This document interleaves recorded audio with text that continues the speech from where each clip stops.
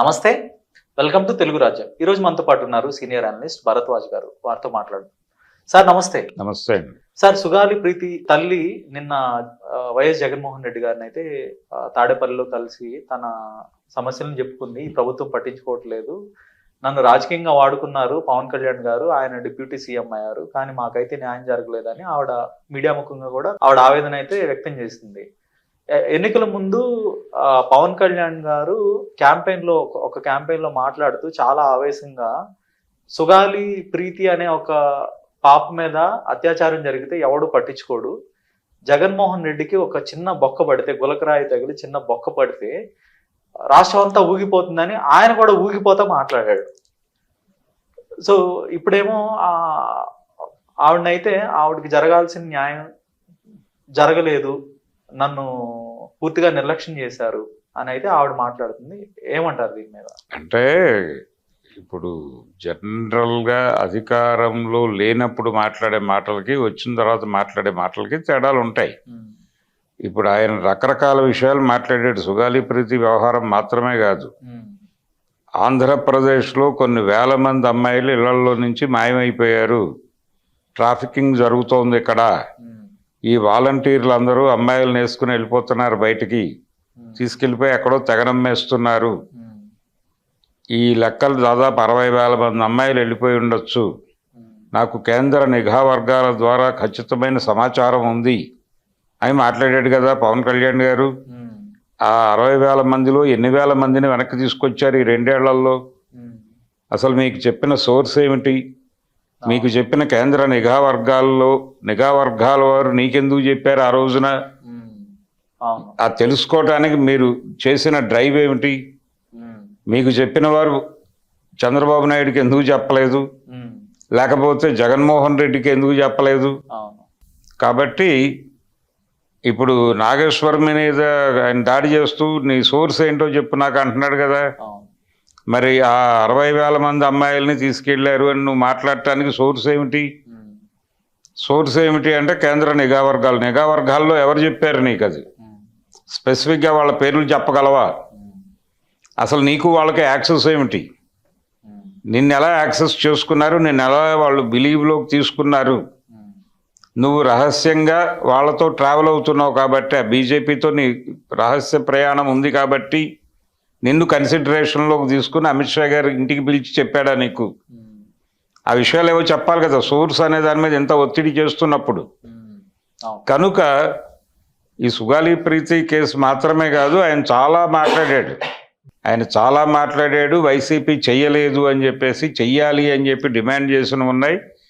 అంతకుముందు ఆయన భూమి సమీకరణ అంటే చంద్రబాబు నాయుడు భూసేకరణ అమరావతి అన్నప్పుడు కూడా ఆయన మొదట కౌలు రైతులకు మద్దతుగా నిలబడ్డాడు.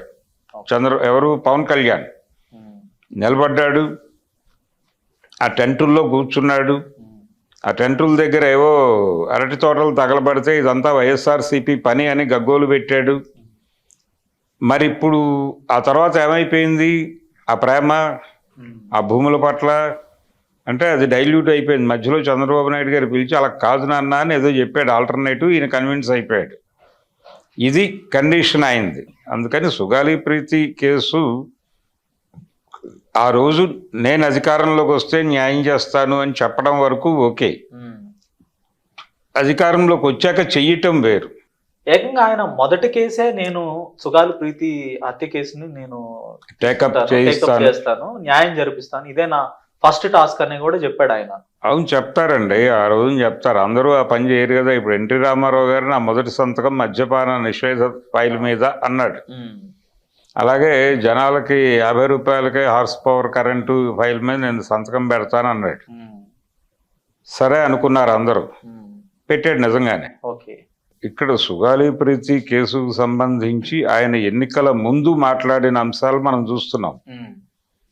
కానీ ఎన్నికల తర్వాత ఆచరణకు సంబంధించినటువంటి ప్రశ్న ఇది.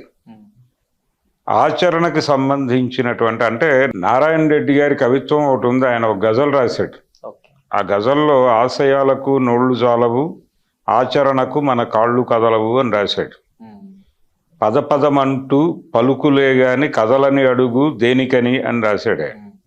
కాబట్టి ఆ రోజున ఆశయాలు 100 చెప్పాడు ఆయన. కానీ ఆచరణలోకి రావటం అనేది అంత తేలికేం కాదు. అలాగే ఆయన సుగాలి ప్రీతి కేసు ఒకటే కాదు, ఆయన మీద ఆ రోజున ఆయనకి వచ్చినటువంటి సోర్స్ ఏమిటి, కేంద్ర ఇంటెలిజెన్స్ కేంద్ర నిఘా విభాగాల నుంచి ఆయనకి ఏ సోర్స్ నుంచి 60,000 మంది అమ్మాయిలను వాలంటీర్స్ తీసుకెళ్ళిపోయారు అనేది చెప్పాలి. ఆయన చెప్పాలి. 60,000 మంది ఎక్కడున్నారు, వాళ్ళని తీసుకురావడానికి 2 సంవత్సరాల నుంచి ఆయన చేసిన కృషి ఏమిటి అనేది కూడా చెప్పాలి. ఈ 2 చెప్పకుండా సుగాలి ప్రీతి కేసుకు సంబంధించిన వ్యవహారాలు తేల్చకుండా ఆయన ఎందుకు మౌనంగా ఉంటున్నాడు ఈ వ్యవహారాలకు సంబంధించి, ఆ తల్లి ఎందుకు వచ్చి బాధపడాల్సి వచ్చింది, ఆయన ఎందుకు అంటే ఆవిడ వచ్చి జగన్మోహన్ రెడ్డికి మొరపెట్టుకోవడం ఏమిటి? జగన్మోహన్ రెడ్డి హయాంలో కదా జరిగింది అది. హత్య జరిగింది టీడీపీ హయాంలో, టీడీపీ హయాంలో. కానీ జగన్మోహన్ రెడ్డి ప్రభుత్వం పట్టించుకోలేదు. కేసు డైవర్ట్ అయింది అనేది ఆవిడ అప్పుడు ఆరోపణ. ఈయన భుజాన్ని వేసుకున్నాడు పవన్ కళ్యాణ్. భుజాన్ని వేసుకున్నప్పుడు ఆయన తెలుగుదేశం పార్టీని నిలదీయాలి కదా. తెలుగుదేశం పార్టీని కాదు, ఎవరు అక్కడ లోకల్ లీడర్షిప్ ప్రమేయం లేకుండా కేసు నడవదు. ఆ కేసును నడిపించాలన్నా, దాన్ని హోల్డ్ చేయాలన్నా, తొక్కేయాలన్నా లోకల్ లీడర్షిప్పే. అందులో ఇన్వాల్వ్ అయి ఉన్నటువంటి వాళ్ళు ఎవరు, వాళ్ళు ఏ పార్టీతో ట్రావెల్ అవుతున్నారు, ఎవరు ఇన్ఫ్లుయెన్స్ చేస్తున్నారు ఈ కేసు నడవకుండా అనే ప్రాథమిక అంశాలు తెలుసుకోవడం పెద్ద బ్రహ్మ విద్య ఏమీ కాదు.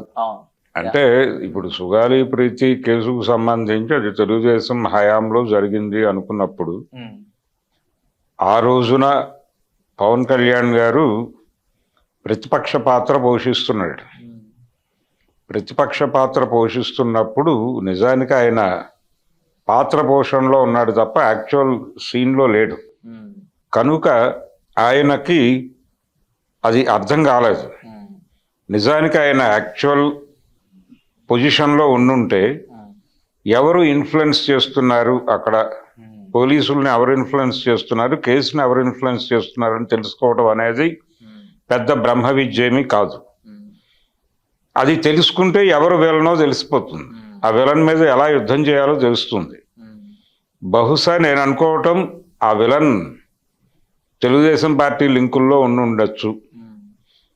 ఆ తర్వాత వచ్చినటువంటి వైఎస్ఆర్సీపీ పట్టించుకోలేదు అంటే పట్టించుకోకపోవడానికి వాళ్ళు వైసీపీలోకి షిఫ్ట్ అయి ఉండొచ్చు. ఏదో ఒక పొలిటికల్ ప్రయాణం ఉంటుంది. ఆ పొలిటికల్ ప్రయాణంతో పాటు పొలిటికల్ ఇన్ఫ్లుయెన్స్ ఉంటుంది. ఈ ఇన్ఫ్లుయెన్స్లో రూట్స్ పట్టుకుని ట్రావెల్ చేయాలి నువ్వు. నీకు చిత్తశుద్ధి ఉంటే రెగ్యులర్గా మీరు గనక వెళ్ళి అక్కడ స్టేషన్లో కూర్చుంటే అయిపోయే పనే అది. కానీ మీరు కూర్చోవడం లేదు. మీరు ఎంతసేపు ఒక 50 మందిని గదిలో వేసి కూర్చోబెట్టి విచిత్రమైన సిద్ధాంతాలు చెప్పి నేను ఇలా చేశాను అలా చేశాను అని మిమ్మల్ని మీరు పొగుడుకోవడంతోనే సరిపోతుంది మీ జీవితం. ఇది మానేయాలి ముందు. ఇది మానేసి అంటే ఇప్పుడు ఈయన మీద నమ్మకం కోల్పోయారు వాళ్ళు. నమ్మకం కోల్పోయి జగన్మోహన్ రెడ్డి దగ్గరికి వెళ్ళారు. అక్కడ కూడా ఏదో జరుగుతుందని నేను అనుకోవడం లేదు. అక్కడ కూడా ఏమీ జరగదు. రోడ్డు మీదకి వచ్చి ఈ నాయకులు అందరినీ టార్గెట్ చేసి ఆవిడ విడిగా ఏదైనా ప్రోగ్రాం తీసుకుని కలిసి వచ్చే వాళ్ళని కలుపుకొని కూర్చుంటే తప్ప సెటిల్ అయ్యే వ్యవహారం కాదు. ఏదైనా వీధి పోరాటాల ద్వారా పరిష్కారం కావాల్సిందే తప్ప రాజకీయ నాయకుల్ని నమ్ముకుంటే వాళ్ళు ఎక్కడో చోట ముంచేస్తారు అనే వాస్తవాన్ని అర్థం చేసుకోకపోతే ప్రజలు నానా కష్టాలు పడతారు. ఎవరి యుద్ధం వాళ్ళే చేసుకోవాలి. ఎవరి కోసము ఎవరు వచ్చి యుద్ధాలు చేయరు. ఎవరిని నమ్మాల్సిన అవసరం అంతకంటే లేదు.